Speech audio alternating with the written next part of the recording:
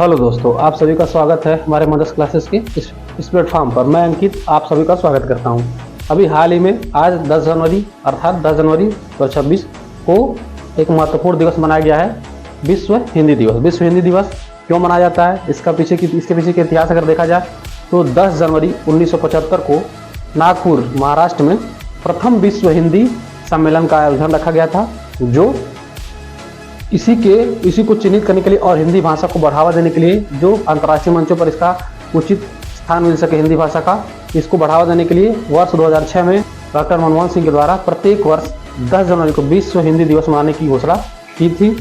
Doctor Manmohan Singh द्वारा किया गया था। अगर बात किया जाए तो राष्ट्रीय हिंदी दिवस की, तो राष्ट्रीय हिंदी दिवस 14 सितंबर को मनाया जाता है। इसके पीछे इतिहास अगर देखा जाए कि राष्ट्रीय हिंदी दिवस क्यों मनाया जाता है 14 सितंबर को, तो 14 सितंबर 1949 को भारत के संविधान में हिंदी को जगह मिली थी। हिंदी को राजभाषा बनाया गया था, न कि राष्ट्रभाषा। तो हिंदी को 14 सितंबर 1949 को राजभाषा के रूप में स्वीकारा गया था संविधान में हमारे संविधान में शामिल किया गया था। और इसी को चिन्हित करने के लिए अगर हम लोग क्या करते हैं, 14 सितंबर को हम लोग राष्ट्रीय हिंदी दिवस मनाते हैं। और देखा जाएगा तो 10 जनवरी को क्या मनाते हैं, विश्व हिंदी दिवस मनाते हैं। अगर देखा जाए 14 सितंबर को जो राष्ट्रीय हिंदी दिवस मनाया जाता है, ये हमारे हिंदी जो है हमारे संविधान के 8वीं अनुसूची में अनुच्छेद 343 के तहत ही आता है।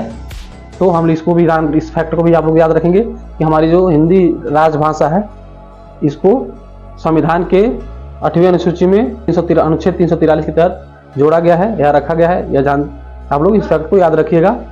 और इसी तरह हम और भी जानकारी के लिए हमको फॉलो करिए, सब्सक्राइब करिए।